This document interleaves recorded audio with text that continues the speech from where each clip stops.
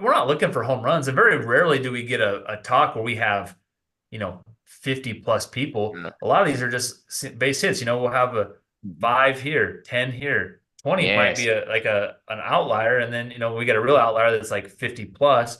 But you don't need a bunch of big home runs. Like, No, if I you had this don't. one big corporate talk, it's actually tougher. I feel a lot of times Yeah. it's easier to have the 10-ish people in a room, maybe 20. I think one of the things that really where we are starting to skyrocket there with our collections and having lower patient visits.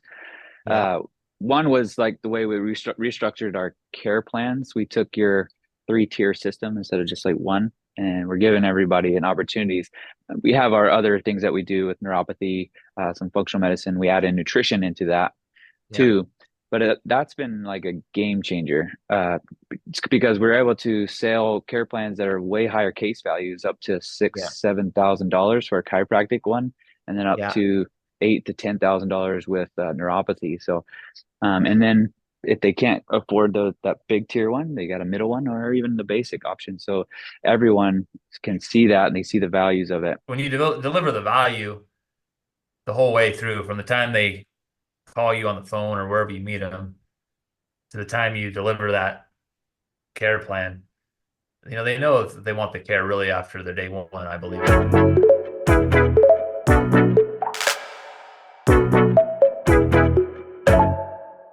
Welcome to the podcast. And I was just before this we started and went live here with our guests today. I was actually just saying that this is something that I haven't been all that consistent with in my life, and I'm in business just like everyone listening to this. And there's those things, whether it's workshops, whether it's emails, or it's whatever it is, we want to be more consistent with. And I was just chatting to our guest before this about the point of this podcast, and it's really for someone to jump into this call, get some golden nuggets from it, also to share some challenges, which I'm going to ask our guests today about some challenges, how they overcome it.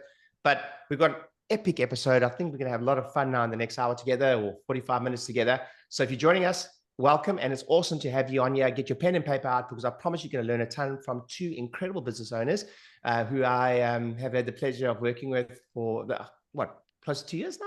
Something like that, Yeah, guys? about 2 years. Yeah. Yeah. Something like that. So welcome to the podcast. This is Dr. Chris and Dr. Dane. They practice in Kennewick. They have an awesome practice, a new Edge Family Chiropractic. And they've got an interesting story, because we met, I was speaking at ChiroFest. I did let's call it lunch and learn, right? I did a lunch and learn where I did a little event, put on some food, just like a chiropractic lunch and learn, if you will. Chris and Dane came to the event, and then we've been working with them ever since. And what I would say is just some context for everyone listening to this call. They're a practice that's broken $200,000 a month quite a few times now. They're incredibly successful in their own right. I love working with them, especially because how fast they take action. There's a couple campaigns that they're doing that is crazy. I was teasing them on our last coaching call, which they'll tell you about how successful they are at it, and they don't even realize it, which I think everyone listening to this right now, get your pen and paper out, because you're going to learn some great nuggets now. So first of all, guys, thank you so much for joining me. I appreciate you guys working with me and giving me the opportunity to help you guys grow. And we've done really well, and you've done really, really, really incredibly well. So I'm going to start by saying, tell us a little bit about where you were as a business or a practice when we first met. I think there were two sites, right?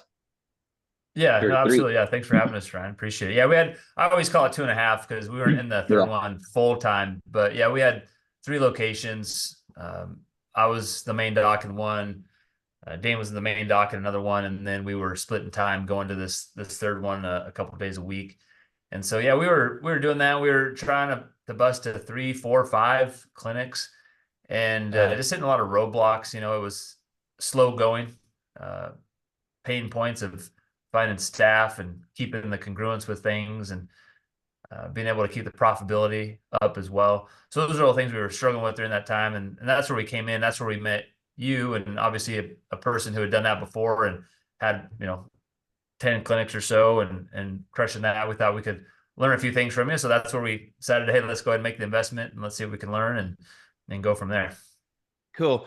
What's interesting, were you guys, if I remember correctly, there was it was most people, when people come work with me, because I had the 8 offices and 35 to 50 associates at any one time. Most people assume that when we jump on a coaching call, I'm going to be very pro scale, more. And Dane, can you remember, like, what did I, so we started with, so actually give us a little snapshot. So you were at the 2.5 sites. What's happened since then? One of the things that when we saw and met you, we were like, this guy, he's going to get us to 4 and 5, like just what you mentioned there. And then pretty much the opposite happened.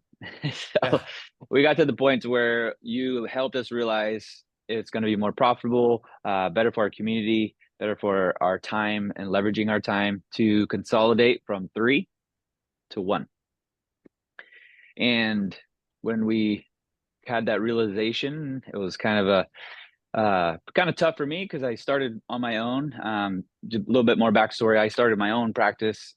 Dr. Chris was on his own, and we got together about a year before we met you. And so it was a little bit of a pride thing, like, oh, I don't want to give up my spot, right?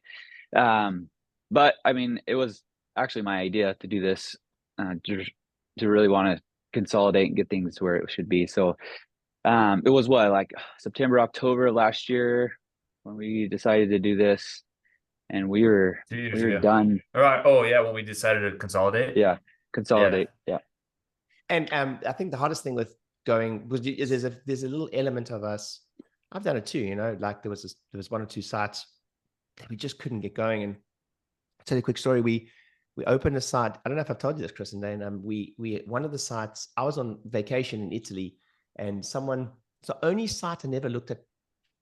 I never actually physically walked around before we signed the lease. Got a little bit blasé, which is like my 7th or 8th site.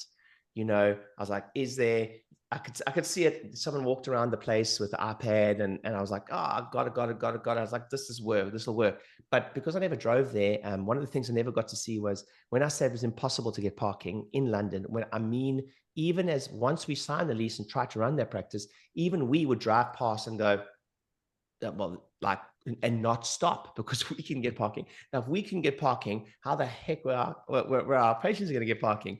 And it worked, but it was just difficult to make work. And we ended up consolidating that practice and closing that practice down. But I don't know if it was just me, but there's definitely a sense of kind of failure, right? Yeah. And a little, and going, but often that consolidation or that, gives you, or you can focus. There's less spinning plates. Sometimes less staff can be a better thing sometimes. One of the things that I want everyone listening to this podcast to learn from Chris and Dane is when they put their mind to something, they just freaking do it. So tell us about the transition from 3 to 1 and some of the stories around that, and how long a period did you do it over, etc. Yeah, I test my memory a little bit on this. Dane, you have to help me out on this one. So, I remember, and when we went to, have we gone to a seminar with Ryan, Dane, or I can't remember if we just had a coaching call. We just had we went to seminar, we went to coaching call after that. Yeah, so we had a coaching call, one of our coaching calls with you, and we kind of came to this realization. And so, I mean, basically next week we set up the plan to carry out, execute everything. And we did it over about I want to say about a 6 to 8 week period, probably. And there were some, some staff that we consolidated with that too. I mean, we had some staff issues anyways. And so we were looking to get rid of 1 or 2 people anyways. And so we just kind of did an all-in-one full swoop and lined up the stars and just did it and roll with it. And I mean, I know Dane's biggest concern when we did that. I mean, I had moved before, so I'd already been in practice for, probably 10, 11 years before Dane and I merged together. And so I had moved once before, and maybe about 10 miles away, and I knew I didn't lose really anybody. And so I know one of Dane's fears was losing, several patients, because his practice was about driving time, about 12 minutes or so away, which is about how many miles in? Probably 10 miles. But a lot of his patients live even further north than that. And so when it all came down to it, I'm trying to think how many people we really lost in that initial part. I want to say it was maybe a handful. A handful. Yeah. Yeah. Yeah. We got Yeah. to where we, consolidated and we did everything within 8 weeks. We were in our new office. We started in the end of August in office by November. Well, that's great. Okay, for context, I can't tell you. I mean, I can't tell you guys how many calls I've been on with chiropractors before, sitting at 2 or 3 sites, particularly 2. And we look at the numbers, it's just not working. They often say things to me like the associate's making more money than me. And I look like I've got this success at 2 or 3 sites. But what most people don't know, if you listen to this podcast now, there's a little stat on the complexity involved with scaling. So what most people think is going from 3 to 4 sites, or 3 to 4 people, or 3 to 4 staff, or 3 to 4 services would increase like the percentage. It's just a 33% increase, but actually the stats show us that it's a 300 to 400% increase in complexity of a business. But just going going from 3 to 4, going from 2 to 3 sites, or whatever it is. So you guys essentially amalgamated the practices, went to one practice. What was the biggest, what would you say, someone listening to this right now, who's sitting in a position where they've got maybe 1 or 2 sites, like what have you guys experienced since going to one site? And what's that transition been like? Well, it's definitely been, I mean, the profitability, like you talked about, I mean, even though we had 3 locations, from the time when I had my single location, even before I merged with Dane, to have 2 locations to 3, I was more profitable at 1 by myself. And so we were actually, I mean, obviously there was a bigger picture and strategy, and my role being more of a CEO role in this thing we were trying to create. And so there's that time aspect too. But yeah, and so both all the complexity and the different things is we were just becoming less profitable. And so when we moved, I'd say for the first couple of months, because like I said, it was probably like close to October by the time everyone was moved in and doing everything together. And then I'd say probably that rest of that year, our profitability stayed the same, went down even a little bit from where we were at the 3 locations, but then it started to take off from there. And I don't know if Dane has anything else to add to that or not. Yeah, one of the biggest things too is like leveraging each other's time was a lot easier. Like I can, take a day off or go on a vacation and didn't mess things up. We didn't have to shut down things. And then we were able to keep that patient load, keep that patients coming in at that steady rate. And so, yeah, it did dip. Our profitability dipped, but we were able to build momentum up. And I think right now, in the last probably 3 or 4 months, we're seeing that finally just come to fruition with leveraging time, energy. Our team's doing really well as well. And we'll talk about all that in a minute too. But that's probably one of the biggest things. Dane, maybe you can talk to that a little bit about, since you guys do a great job, the practice is doing incredible. But share with everyone listening a little bit, biggest month so far in revenue wise since amalgamating. Was it 250? Yeah. So yeah, close, like 240s, high 240s. 240. So $250,000 month, yes? Yeah. One site. Had you ever done that across the 3 sites? Never broke 200, never broke above 180. Yeah. Isn't that okay? So we have 1 set of front desk costs, 1 set of rentals or mortgage, 1 set of, I mean, obviously you've got a bigger team, right? But we did more in 1 site than you did across the 3 sites, where we focused on on I think you guys messaged me once, and I think your biggest day was, didn't you do a 45 grand day or something? We've had a 60 something grand day since going into the 1 site. Yeah. Oh, that's awesome. So, okay, a couple of things I wanted to, before we jump to score. I was like, I would want people to take a couple of nuggets away. What's working well for you guys now? I know a couple of things that I would steer you in direction from a perspective. If someone listening to us right now, looking for some inspiration from a marketing perspective, leads perspective, or campaigns working well, what's been successful for you guys in the last 3 to 6 months? Well, I think one of the things we need to address and talk about, even back up a little bit further backwards too, is, we were looking at 3 locations, going to that 4th, because we were looking at adding another clinic in our local area. One of the things you just helped us realize, and I think it's something we realize ourselves, but obviously sometimes you just need some from an outside view looking in, is that it didn't really make sense for multiple reasons to even start expanding more, because in our area, we live in a more rural area. I mean, our metropolitan area is about 300,000 people, but we have people that'll come from an hour, hour and a half. I think people come 2.5 hours away to come see us before. All that to say is it didn't make a whole lot of sense to have another location 10 or 15 minutes away from another location when people are already coming far away to come see us. And so when we thought about that, that was key. And then also talking about Dane, talking about leveraging our time better too. I mean, we were splitting between the clinics. We eventually got an associate when we had these 3 locations too, but we were still all splitting our time. And just to go from that to, even if we closed down that other location and opened up a third location closer that was open full time, we still would have had to take the stress off the system, hire at least 2, maybe 3 associates from where we were. And I mean, it was tough getting one associate. And so that really opened our eyes up and like, okay, man, how many more years? Because we had already been like in the game about 2 years since we merged together, trying to create this plan. It's like, how many more years are we going to be doing this, trying to build this team to get to this point? And so I think one of the biggest things that helped get us to that next level, obviously, it was coming into one house and condensing our resources and our time, efforts, energy, all of that, so we could really be more hyper focused on things too, and give better care to our patients and have better focus with our team and better focus with ourselves, and help we build a better culture for our patients and for our team.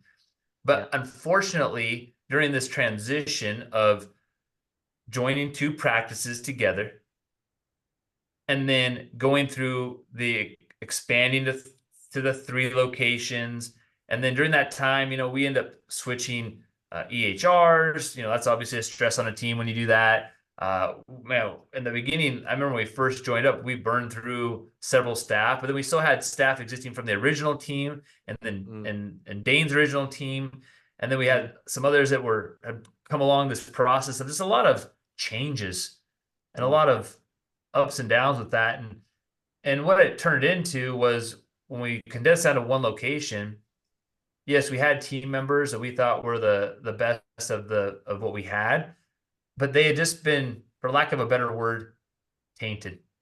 Whether they had lost their edge, they had certain prior limiting beliefs, whether it be about what the clinic could do, what their expectations were, what their attitudes towards certain leadership was as well. And so it just created an out of sync team, an unmotivated team, a team that just was not reaching their fullest potential. And with that, we came to the realization after one of your masterminds that we just had to clean house. Well, I'm interested though. What did I say that made you think that you need to clean house? Was there any Dane? It was actually our accounts manager that was there with us. You're doing some breakout and you're talking about team, and you said sometimes it's just you got to let people go, and it hit her more than it hit us, and she came to us and said, I think we got to let everybody go. Okay, so just anyone listening to this now, but the story that Chris and Dane are telling is, Dane, you said, I think we've got to let everybody go, which is pretty much what they did. So tell us about that transition. Yeah, so as soon as we came back from that and just saying like, we got to make a change, because there was already one person that we were wanting to let go, but it was never the right time. And we needed that extra person, and we already felt we were stressed with team members. And then it was that person who always was they make some improvements when you address something for a little bit, but then they go back to their old habits. And it was that person that just kind of levels out with their capability and what they can really achieve. And we're always trying to hold out on that person. So we were like looking to get rid of this person. And there was another person that was, just their attitude was always kind of a little sour sometimes. And they'd have moments where they were really good with patients, but then with other team members, there was just that attitude sometimes. So like, there was just these other. Chris, I'm going to jump in there. I'm listening here, and anyone listening to this will be able to relate, because we've all done in our business. There was compromise. There was always like they're good at this, or they're really bad at this, but shame, they're pretty good at this. And there's always there's always that. And the other guy that been with us the longest, and she was kind of the lead CA, right? The kind of the oldest vet there, and had a lot of good qualities, but at the same time was always that one that was stirring the pot and like creating drama. And so there's always enough to compromise, and that's what we were doing. Is we realized that we had made too many compromises, and we hadn't set proper expectations, and we were allowing too much. And that goes back to that saying, like, you'll get what you tolerate. You'll get more what you tolerate. And we had just tolerated too much, and that's what we were getting back. And it was too much to turn around. And so we just had to burn the ships and go forward. And so Dane and I, we crafted a plan, and our accounts manager. So, and actually we had another manager too, who's really she was a solid gal. And unfortunately though, because of the way we were structuring things, she came over with us from the 3 locations, and we kind of brought her in as like the liaison manager to kind of keep everything together. But now that role wasn't really there, and just because of her own personal things and want to raise family, we couldn't keep her and retain her. And she knew this, but she helped us during this time. She helped us still carry out this plan to clean house. Yeah. And I mean, she was part of that, but not because of those reasons.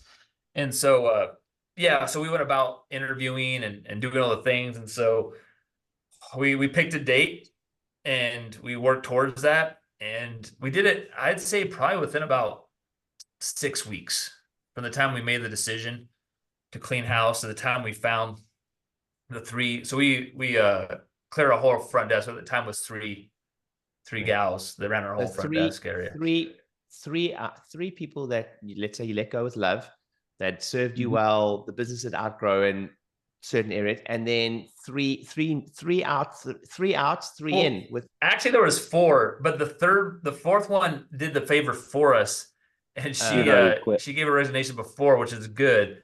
So there are actually 4, but during the 6-week period, she ousted, and then we had the 3. And so we did all the interviews and stuff, and did the thing, and we didn't hide the fact that we were doing interviews either.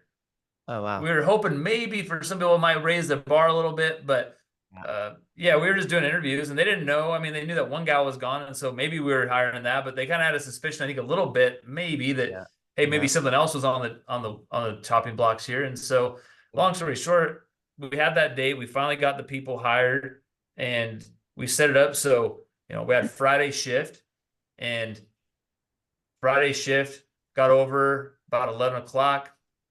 11 o'clock, I had a meeting. I brought each girl in at a time, and just, hey, it's not working out, let them go. Brought on the next one. And I just did that with all 3 remaining that were there. And then at about 2 hours, actually, the last gal that I let go, she was like, hey, can I stay a couple more hours and finish up a couple of things that I wanted to finish up? And I was like, well, yeah, sure. And so she was literally leaving when the other 3 team members came in, and we started training that afternoon, and onboarded them over a weekend. They'd never done a shift before prior to that weekend. Yeah. So now they came in on Friday. Brand new team, never done a shift before. You spend the weekend training them. Monday. And then Monday we hit rolling, ready to go. full go. Wow. And then so you guys are like, I know someone that, first of all, again, when I introduced Chris and Dane, I said to you guys, when they get something in their mind, they're like a dog with a bone. They really go with it. But the courage to do that, first of all, most people come to me where they have challenges with a staff member, etc. There's 2 concepts in business. Everyone listens right now. There's this right person and right seat.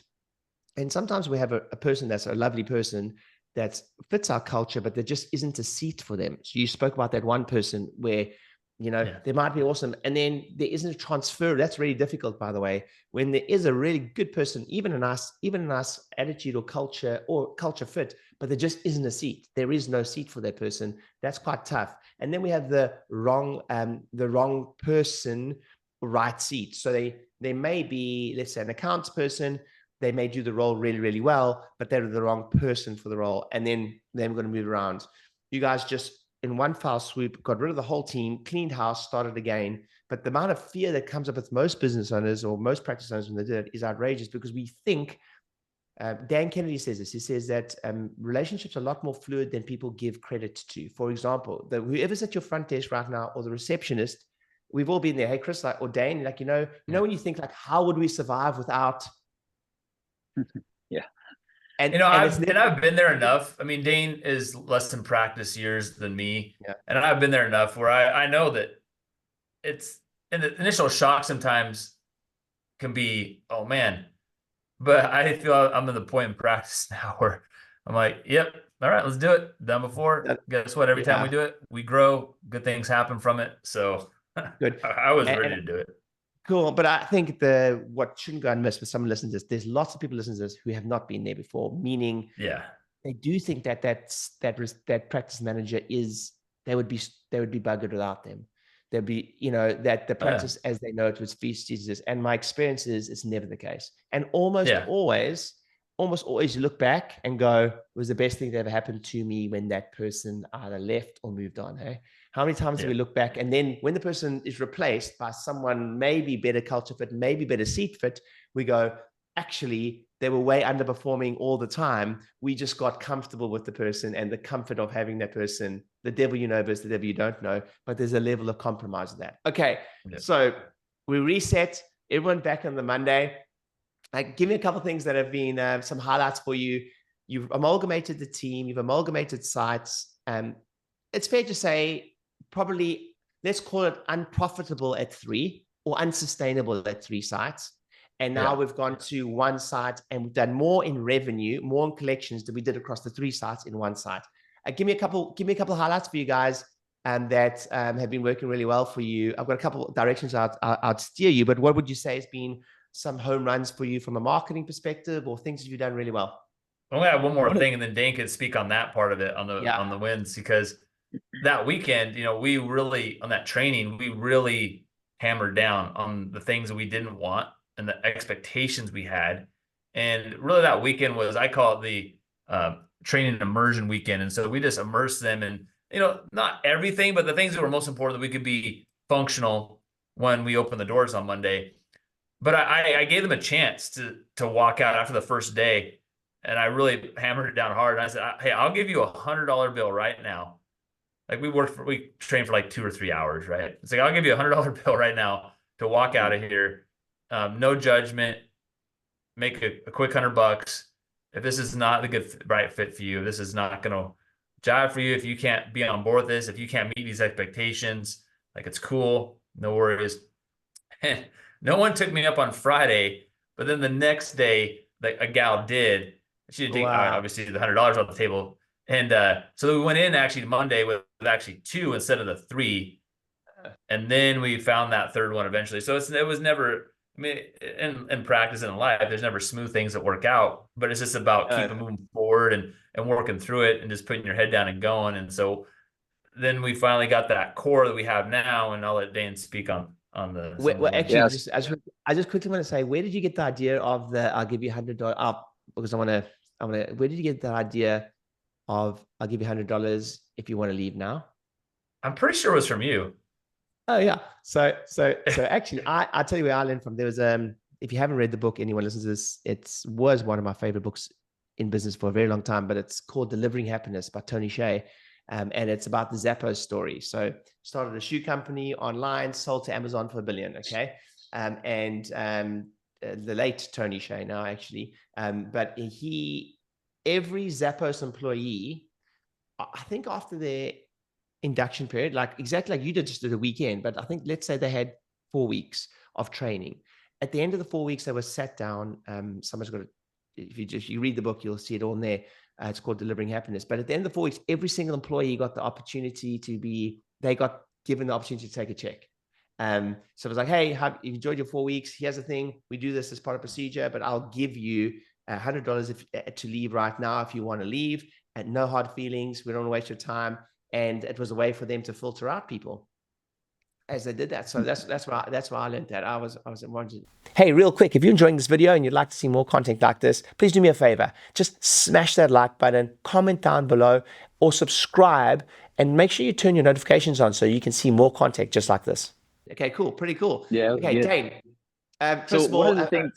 just quickly before you go there, one Go ahead. other thing I'd like everyone to take from this is one of the biggest mistakes I've seen when hiring in a practice, whether it's associates or front desk, whatever it is, most people wrongly assume that their hiring skills are better than they are.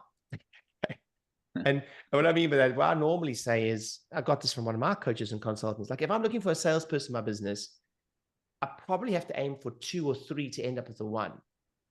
Okay. And what you at least you hired 3 at once and you had attrition of 1, and then you got to add.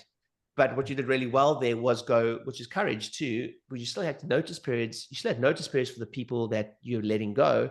So there would be a period of transition and probably a financial, extra financial challenge on the business while you did that. But always hire more than you think. It always, you got to kiss a few frogs sometimes, and you get better at it as you go through. But typically I'd say to someone, if they want 1 associate, they should be aiming to at least put an offer in front of 2, because 1 normally doesn't work out. So with that said, Dane, tell me what's happened since, and a couple of wins that you guys have had that have been cool. Yeah. So since then, we were limping along, training team as we're continuing to, go through practice. And with a pretty much half trained team, we started breaking records. So I think it was only about a month, maybe 60 days after that, we hit our monthly record, we hit our daily record, and we hit our weekly record all in the same month. Yeah. And we're just thinking, holy cow, like, we have this brand new team, trained up barely, don't even have a full staff yet. We've had vacations, people have been on vacation, I went on vacation, our associate went on vacation, like all this stuff in flux, but we're still breaking records. And so that was really, really the coolest thing to see. And it was just like eye-opening to see, like, okay, my hesitancy to do this, just all the things that you said, Dr. Chris said, all came to fruition. We're hitting records after we did this. And so, and then we switched over, like marketing, you're doing our Facebook stuff. That's been going really well. And then with the DC funnels, we were able to take this new team and set better expectations on how to reach out to them, clean everything up. And then since then, it's just been way more smooth. The DC funnels is working really well with having that new team members come in there and see everything's nice and organized there. And they're able to, call those leads and keep those leads that coming in. And just so you know, Dane, like, even in my business, I love looking at those. I love looking at that pipeline, even if they come through, but just, when you look at that dashboard and you're able to see like leads, phone calls, I just love seeing it. And it just gives me a sense, like, there's a saying in sales, like, what's your pipeline like? Okay, chiropractors want new patients. I get it. But if you look before the new patients, even if there is 50, 100, 150, 300 leads in the pipeline along different processes, it always gives me a sense of, hey, there's conversations happening, and conversations normally lead to cash. If I write that down, anyone listen to this, like, even at the front desk, your CAs, conversations, whether it's by text, emails, or telephone, conversations normally equal cash. But sometimes it's a bit of a dating game there. So the done for you ads, I think one of our major goals for you guys, and you have a nice ad budget per month that you're spending on this, but I think it was to decrease the cost per lead, which I think we got it down quite a bit. It wasn't that. And what's really cool for everyone listening, Chris and Dane came on board. Our agency does the marketing for them now, but we halved at one point. We halved the cost per lead, but you guys didn't pull back the ad budget. So let's say you were spending, I'm just making these figures up now for everyone listening, but let's say you were spending $5,000 a month on Facebook ads and getting X amount of leads. We got double the leads for that, but you guys didn't say to me, hey, I only want to spend 2.5 now to get the same. You kept the ad budget the same from what I've seen, to keep more people in the pipeline. And that's quite rare, by the way, guys, just so you know. That's quite rare, because the temptation is actually to pull back the ad budget, but you kept the ad budget there so that you can keep that pipeline. So talk to that, but Dane, actually want to talk to that a little bit. I'm going to steer you in a particular direction because I'm conscious of time. There's one thing that I always tease you guys about how good you are at it, which most practices would love to just be in your position, and that is lunch and learns or corporate talks. You guys are so good at it. So tell us how, like, maybe Dane can talk about, so Chris, maybe you can talk about your strategy about how to get in. how you're getting booked into corporate talks. And then Dane, I know you fulfill them and you do the talk. And so some of the gold nuggets you've seen with that and some of your results. Dane, Chris, do you want to talk to that a bit? Or Dane can. Yeah, so Chris. I can talk about the process behind it. I do most of that stuff, and so really, I mean, it's pretty simple concept. I mean, we partnered up with a couple of local restaurants. We have our lead boxes in there. It's a win-win for them, and it's a win for us. And the fact that we get a chance to get leads, and they get a chance to have a bunch of meals that we pay for. And so basically, what happens is those lead boxes, we put them right up front at the cash register. It's a really simple, small little lead box that says, "Hey, win a free lunch." Yeah. Put your business card here, and they drop in their business card. We go and collect those when we're doing it consistently. We would collect those every single month, and then from there, from different locations. I mean, at one point we only had one location. I mean, now I think we have 1, 2, 3, like maybe 7 locations that we can pick up cards from. Yeah. And then from there, we pick them up, and then we just start making calls, and we start making calls, and the conversation is, everyone's a winner. We filter through the cards first so that we're not, there's certain business cards you can tell it's a mom and pop shop or it's a, independent distributor of something, right? There's not a team there, but we're looking for places that have potentially 5 or more team members. And so we'll screen out some of those cards ahead of time, and then what's left over, we'll start calling those, and everyone's a winner, and we get them excited about it, and I'm going to back up there a little bit, because one of the things that what typically happens in business is sometimes the thing you're really good at is so simple and easy for you that there's 100% someone listening to this right now going, no, I don't get it. You just walk into a restaurant. So break down. So Chris, here's what I'd like you to do. Can you break down the conversation? You walk into a restaurant. What's the conversation you have with was it the owner or the manager? What's that first conversation look like? Yeah, I mean, I always go for the owner for sure. I mean, I try to find a restaurant that's small enough, because if you start to get into some of the corporate things, you might be able to get something in there if you have a good relationship with the manager. The manager is a little more of a rebel, and they're willing to, buck the corporate rules or whatever. But predominantly, you find a small business that you can talk to the owner and you just have a conversation. I like to always, anytime I'm trying to develop a relationship, whether it's to do a screening consistently at a place or lead boxes, whatever, is the first contact is just build a relationship with them. Coming in and, hey, I'm a local business owner in town. I wanted to come and meet you. I love what you guys do in your business. I think you guys do great things for the community. If it's a restaurant, hey, I love eating here. If it's a business, hey, I love what you guys do here. And just a little small talk. How long have you been here? How long have you owned this business? And I keep it like a 5-minute conversation, and then I just leave. And then, I don't ask anything. I just like, hey, hopefully maybe we can work together one day, or, hey, I look forward to seeing you around here. I'll be back. And then I come in maybe a few days later to that place of business. It's easy to go in a restaurant because maybe you ate there, or maybe you eat there again or whatever.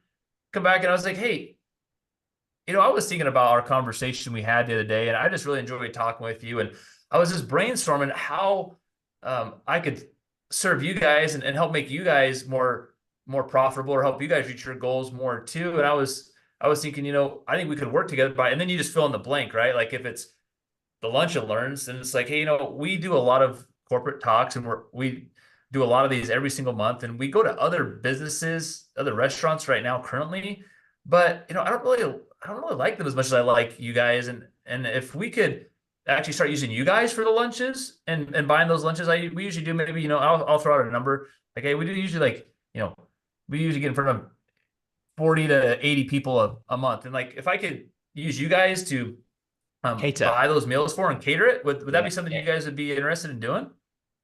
And like, who's not going to say, well, yeah, like that would be great, right?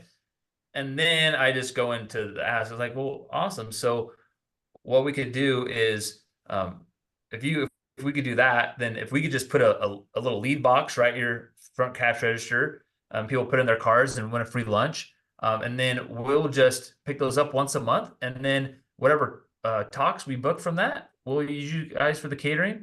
We pay for the lunch. I think it'd be really successful for you guys. Okay. A couple of things would be, what type of signage is on this lead box? Oh, it's really simple. It doesn't say our name on it. That's really key. Like, don't put like blah, blah, blah chiropractic or anything like that. It's just win a free lunch. Put your business card here. Okay. Couple of my biggest takeaways from what you just said, that you don't have the conversation with them about the lead box the first time you spoke to them. You leave. No. Yeah, you leave. Yeah. That is key. That is key. So build that rapport, almost like a day one, day two, eh? Yeah, essentially. Yeah. I mean, it's kind of like it's the same aspect of the talk too, which I wouldn't say we've mastered this, but it's always what we're shooting for is when we go in to do a talk and we establish a lunch and learn at a business, our goal is to not just raid in the village, right? And plunder the village. Yeah. It's like come in there, try to get as many new patients we can, and then just like leave and never see those people again. Like our ideal goal is to build a relationship with them. So you can go in multiple times. Yeah, we can go on multiple times. And so yeah, it's just building that rapport. And if we have a big enough company that we're doing, maybe we have to break it up into a couple of talks to get through everybody, or maybe they want it from the back, do a series of like a couple of talks. The first one we're doing is we're not even asking for them to come in for an appointment. We'll do the first talk. It's so important to mention. I think, guys, that's, again, you would underestimate how much you're helping people listen to this right now. That is so important. You are playing a bit of a longer game. I was once taught with corporate talk specifically is that you've got to throw a few fish back in the sea. So I'll tell you quickly, guys. So obviously done many of these. We had full-time people, two full-time staff members when I owned my 8 offices, phoning companies. And one of the companies I went and spoke at, true story, Dane, I went in and I think there were 58 people in the room and I sold 60 vouchers. So we got 60 initial consultations out of 58, so like for families and friends and something like that. And I will honestly say was the worst one I ever did. Okay. Because like process 60 all at once, and then they were going across to my associates, and then everyone was getting relatively similar recommendations. And then they were coming back to the water cooler in the office going, did you also get recommended 3 times a week for whatever? And then it just sucked. And the talk would have been so much better if I'd gone in and said, this is who this should be for right now, who this is not for right now. And if we got 10 new patients from those 60 and gone back 3 or 4 times, needless to say, they never invited us back, right? If I'd much rather gone 40 across a year instead of 60 in one go, it would have been a great success. But most businesses are not patient enough to play that slightly longer game. So that's really interesting that you say that. One more thing was, how many business cards would you? Okay, another key takeaway was no signage for the practice. It's just win a free lunch. Yeah. Do you say win a free lunch? Is it win a free lunch for your team? I think is what it says, because we're obviously getting business cards, right? But yeah, I think that's what it says on there. But yeah, that's all it says, and then the restaurant can fill in the blanks. Yeah. And on average, how many business cards are you, in your experience, do you get in a month from a restaurant? I know it varies dramatically, but it does vary dramatically for sure. But I mean, the numbers for us are pretty consistent. So I did the numbers one time, and it was, let's say, I mean, to answer your question, I'd probably say, I don't know, maybe I have 50 cards a month to go through. And that might be if I only pick up across couple. 7. Seven. Well, if I actually collected 7 consistently, I would probably have, oh man, I mean, probably 100 cards, business cards, maybe. Some months are less. Yeah. Chris and Dane are gonna go. I just went and saw one yesterday. Actually, we haven't collected in a couple months. So there's probably 50 cards just in that one. So for most people listening to this right now, because one of the biggest challenges is getting into corporates, and you guys do it. I remember having a conversation, I think last week with you guys, where it was like, we need to push this again. And then we'll get into the fulfillment of it now quickly, Dane, which is you do a little bit more. But of course, oh, one more thing, Chris, I remember you telling me once you phone the businesses. Yeah. For now, I'm still doing it. And so, it's follow up for sure. And we're not looking for home runs, and very rarely do we get a talk where we have, 50 plus people. A lot of these are just base hits. We'll have a 5 here, 10 here, 20 might be an outlier. And then, we get a real outlier that's like 50 plus, but you don't need a bunch of big home runs. Like No, if I you had this don't. one big corporate talk, it's actually tougher. I feel a lot of times Yeah. it's easier to have the, the 10-ish people in a room, maybe 20 tops. 100%. If anyone listens to this right now, my biggest recommendation is aim for 10 to 20 people in the room max. If you get booked for a talk where they say there can be 100 people, you'd much rather phone the business and say, can I come 4 times rather for 20 people? Yeah. Trust me. Because platform selling, which is essentially what we do here for Lunch and Learns, is actually a bit of an art and it takes some time. It's very difficult. Dan Kennedy says there's a certain amount of telepathy that happens between the speaker and the people in the audience. And also, especially in the United States, people are very used to whether it's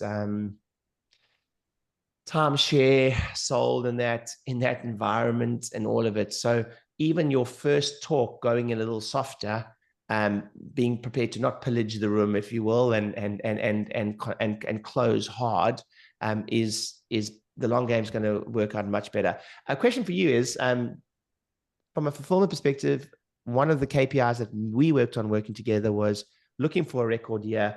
One of the things we spoke about is just doing more. Do you guys think you can book 2 a week with this strategy? Oh yeah. Oh yeah. I could probably start another business from it. If I wanted to. Yeah. Literally. I mean, literally, if I held a gun to you guys' head and said, book 4 corporate talks a week, could you do it? I mean, like, if that's all you did. Yeah. I don't know how it's for how long, but I mean, yeah, I think we probably could. I guess for effect, anyone listening to us right now, if the fate of your business could change, let's say record year, by just doing 1 a month, I think I speak for all of us on this call to go, there's no excuses. To go, if you know, can you book 1 a month, corporate talks with lead boxes? Yeah. Everyone can do that, right? Yeah. For sure. And people are doing it. I mean, you guys do 1 a week minimum. So when you're on it. So when I say doing 4, I don't think it's for a lack of resources. It's just lack of my time. No. Do I personally want, but like if you had someone that could do it, you could book 4 a week. You could book, but fulfillment's a different story altogether. Yeah. Dane, do you want to give us any best practices or things that you've seen really work well or not work well when you go do these talks? Yeah, sure. And give me a subject. What do you kind of talk about? So recently we've been doing stress management with the talks, and everybody comes in there and we give them some ideas, but they're like, oh yeah, stress, talk about stress. So we just talk about stress management, what that looks like. And then stress stresses out the nervous system, causes those issues from the spine. And that's where the master control center. So we always gear it towards that chiropractic. How long? How long's the talk? Between 10 and 15 minutes. Oh, wow. As short as that. And then tell me, Dane, what's the close? So yeah, close is just to come into the office. We can do a baseline, see what's going on, and go from there. Is there a discount associated for being in the room? So discount. Hey, if you're here in the room today, it's this price. With the moment I leave, however, that price goes back up to our regular price. So I'm going to take away the money excuse, but we're also going to take away the procrastination excuse that most of us deal with. And the procrastination excuse is what we all deal with most of the time. So when I leave, this offer is gone. And so we get them. And now the other part of that, what we've been doing is a lot of the leads that come in, we feel like they're not the best. And so I've been really hammering home, like, don't come in because I'm a nice guy, because I gave you food. Don't come in because of this. Come in if you really need this. Like if you're really dealing with this, and this, and you need some help, that's when we want to see you. And so far that's been doing a little bit better with our conversions. That's awesome. So that's awesome. That's fantastic. Because the biggest challenge with one-to-one selling, which is what we do as chiropractors, is sitting in front of an unqualified lead. Yeah. Because the amount of time to process that lead one-to-one, is limiting. Okay, awesome. Anything else you want to add to that? I'll probably move. Oh, just a little, if you had to say to me as a rule of thumb, Dane, you've got a bit more experience than most people doing them. You guys do it quite often.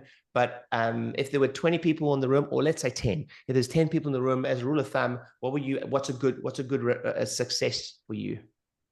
10 in the room, 50%. I'm good with that. I feel good about that. Price point of the exam for them if they're in the room? What is it? Yeah. What do you So charge? $47 And for they the exam. They pay pay there. there. Yeah, they pay there, and then we get that scheduled with I our know team. I'm getting into some minutiae a little bit, but talk to the what do you take with you to process that payment, and do you take a staff member with you, and how many? Yeah, so we usually have at least one staff member there. They're setting themselves up to where when people walk, where they walk, they're there. So wherever they have to escape to, that staff member is going to be sitting there. They're going to be asking, would you like to schedule? And that's how we usually do that. We set up papers. They have like scheduling papers. They have some symptoms on there. Everything's set up beforehand. They give the lunches. That's all ready to go. Pins, everything there. And then go from there. Okay, awesome. Okay, great. So let me segue here a little bit, unless there's anything else anyone wants to add on that point. I work with, I mean, I think I had 13 one-on-one calls yesterday. And again, if there was everyone jumps, people haven't been in my world, guys, jump on a call with me and they're like, Ryan, I need new patients. What do I do? And then typically I start with like what let's call elbow grease, right? Elbow grease being you can get out in the community, you can do your screenings, you can do your talks, and you can do your talks in-house. And actually, that's probably the thing that I get the most resistance for. It's like, oh, but that's work. And I'm like, yeah, like, but the best quality leads come from there's a direct proportionate to the easier the lead comes into the practice, normally the lower the quality. Facebook lead takes that's midnight, opts into one of your things, it auto populates the form. They don't do anything. Yep. And now we expect that to be a good lead, which just really isn't the case. Or someone that sits with Dane in a talk for 15 to 20, 30, 45 minutes, and then decides to put commitment. People show commitment in two ways, either their wallets or their time. They put their wallets on the table, proverbially book an appointment and commit to a time after you have told them, Dane, this is what we are and this is what we're not, and this is why you should come, this is why you shouldn't come. Typically, that's going to be a better quality of lead. So segueing onto that, you said to me, what's been interesting about, okay, so we've done higher revenues in one site than we did 3 sites, but we've also got some interesting stats. Lower volume, higher revenue, higher profits. Do you want to talk to some of your workshops you're doing in-house, whether it's neuropathy or anything like that, and just the process around that? I think one of the things that really where we are starting to skyrocket there with our collections and having lower patient visits. Yeah. One was like the way we restructured our care plans. We took your 3-tier system instead of just like one, and we're giving everybody an opportunities. We have our other things that we do with neuropathy, some functional medicine. We add in nutrition into that too. But that's been like a game changer because we're able to sell care plans that are way higher case values, up to $6,000-7,000 for a chiropractic one, and then up to $8,000 to $10,000 with neuropathy. So, and then if they can't afford that big tier one, they got a middle one or even the basic option. So everyone can see that and they see the values of it. And since doing that, we thought, oh, okay, everybody's going to go for the middle, and that's what you talk about in your book a lot. We've been there with the middle, but most people are wanting it all, and even so that's been kind of like, wow, okay. So just one of the things that I've taken personally into that is like I used to be afraid of $2,500, $3,000 care plan sometimes, and like, oh my gosh, I don't know. And these people, I think they can't do that. They're picking the $7,000 option, and they're getting it, and because we're building that value for them as well. So, Dane, do you remember the first care plan you sold for more than $5,000? Do you remember that? Do you remember the first one you sold when they said yes? Yeah. I mean, everyone I speak to who does a bit more high ticket stuff, it's kind of like, oh, forgive my profanity, but it's like, oh shit, they said yes. Yeah. It's like, I should have been doing this. It's like, it's everything I've always wanted to give a patient. Like, this is everything you need. It does cost money. And they're like, yeah, give it to me. And it's like, why have I not done this before? Well, Dane, talk to that a bit. Why do you think, as chiropractors, I think as human beings, we struggle with that? Yeah. So Yeah. what was the shift for you to, yeah, what was the shift for you to, I guess have the courage to, is the courage, I don't know if courage is the right word, but yeah, what was a bit of a No, shift for you? I think it was just more of like we have all these tools. We have Yeah. all these tools, and as chiropractors, sometimes I think we just focus and we're a little bit narrow-minded there. Um, and so and so's done it, so and so's done it. But I've also seen, I'm starting to get around more people that are doing these higher case values and using all the tools that they have, whether that's nutrition or chiropractic or neuropathy or other things, and then really helping people out. And that's the part, it helps my heart and it helps my wallet at the same time to be able to help other people really thrive in their lives, but Yeah. also be compensated well for that, because we Yeah. are doing a great service. Chiropractic is amazing and more people need it. Yeah. I love that. Anything you want to add to that, Chris? No, I mean, I think the biggest thing is we all have been guilty of having limiting beliefs or pre-notions about people and what they can afford. And at the end of the day, it's like Dane said, it's just when you deliver the value the whole way through, from the time they call you on the phone or wherever you meet them to the time you deliver that care plan, they know if they want the care really after their day one, I believe, a lot of times. And the day two is just a formality. And for us, I think that giving the three options, I think, takes some pressure off of our doctors Yeah. too, where it's like, hey, I'm not trying to force this person into this thing.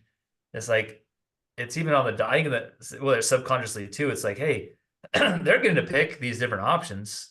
So whatever they pick, I'm good with. And I think it gives the doctor an out, so to speak. Like, oh, Yeah. they Yeah. have Yeah. this smaller plan over here. And Yeah. so, well, you got this one, and whatever Yeah. happens, happens. And so that's how we word it too. It's like, hey, we've customized three different care plans for you Yeah. based on what your specific needs are. Each one of them Yeah. is going to have different levels of results. And then you're just Yeah. going to pick the one that you think is going to work best for you. Sound Yeah. fair? And they're like, yeah, it sounds fair. Because it is fair. Yeah. Because it is. And just quickly for anyone listening to this, there's a concept called, so what Chris and Dane, what we did a lot of work on was, okay, so I'll kind of sum up the podcast and kind of start wrapping up here with this kind of segue into this last portion. Is there are three ways to grow a business, and that is, number one, steady flow of leads or new patients. Number two is raising prices or nice price positioning. And then number three is increasing conversions or sales. That's kind of the only real three ways. We overcomplicate this business thing a bit. What Chris and Dane have done really well, and then I'd add like courage in the middle there. What Chris and Dane have done really, really well is they kind of did the trifecta really, really well. You guys, you changed up your, well, let's say from a leads perspective, you're prepared to do the elbow grease stuff, which is getting to the community, steady, like you guys, and we haven't had we don't have enough time. Maybe we'll do a second interview sometime, but there's also workshops happening in-house, which you guys send postcards for, and you do emails for, and there's significant investment that goes into that, between $2,000 and $5,000 to fill a workshop. To get, but you're able to do that. The person that's willing and able to spend the most to acquire a customer wins. Chris and Dane are able to spend $2,000 to $5,000 to either get into, by the time you do a lunch and learn and you've paid for the catering and stuff like that, there is an investment involved. By the time you've done the postcards and the Facebook marketing, might be $3,000, $4,000, $5,000 a month to get the people into the workshop for neuropathy or back pain or headaches or migraine. There's an investment, but you're able to do the investment because you've pivoted to nice price positioning and higher care plans, and that gives you, if you get 10 people in the room, you only need to sell one care plan, you've covered your costs, or two pair care plans, and you're making 100% profit on your investment. I think that's very key to mention here. So you're able to do that. You're willing to do the elbow grease and get out there in the community. And I don't care what anyone says, you'll be lulled into a false sense of security. And I run an agency, and I'm saying this. You'll be lulled into a false sense of security by an agency or marketing guru that tells you that you can sit at home in your underwear and they can get new patients for you online. But there ain't nothing like an event, a talk, that type of thing. And then you did a great job to change your care plans and have the higher case values. I wanted to say, kind of wrap the interview up for you guys and say, what's next for you guys? You have done the courage to go from 3 to 1, the courage in the space of time, the courage to just get rid of your whole front desk when you were unwilling to accept compromise. You've changed your care plans, you sold higher care plans, you've done out and gone into the workshop. There's just courage everywhere there. You've broken 240,000 in a month. I think 50, 60K days. What's next for you guys? I have a word in mind that comes up for me for my last coaching call with you, but just share with everyone what's next for you guys and what are you focused on in the next 90 days to 6 months. Well, we're just transitioning one associate for another. He's going off and starting his own practice. And so we've got another one that's coming in and we're getting her brought up to speed. And then we're looking at hiring another associate. So that would be, right now we have one associate plus Dane and then myself, which I'm only in there maybe 2 shifts a week right now. And then we'll have a third associate. So we'll have, 3 full-time docs in the office. Which will allow me to work more on the business. Dane's more the COO, like operating CEO, making things on the ground, being that face and taking care of things during shifts. And I'm the one that's working on the business, and then it's really be able to break those apart more completely so we can level up things more and be more consistent in the things we're doing. Like, I think we're a lot better consistent than we were, but I think there's another level of consistency that we can be at with that.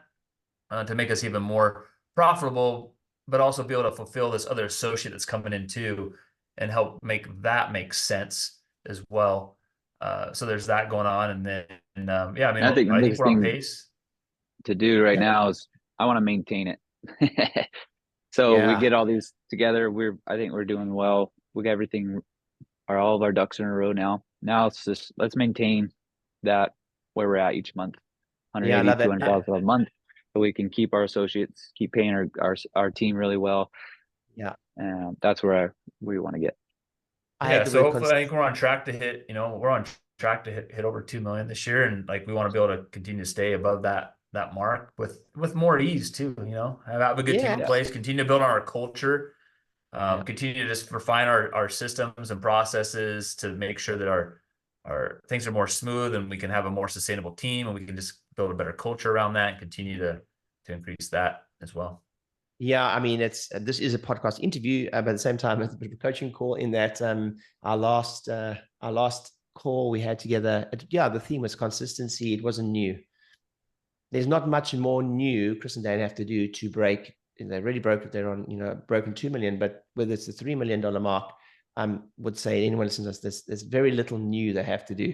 It's just consistency. And then but sometimes there's a blockage to the consistency that they have to solve. So success creates bigger challenges. It creates new challenges. So, like, how do we, so this is what we had in our business was lunch and learns just work, but I couldn't fulfill them across 8.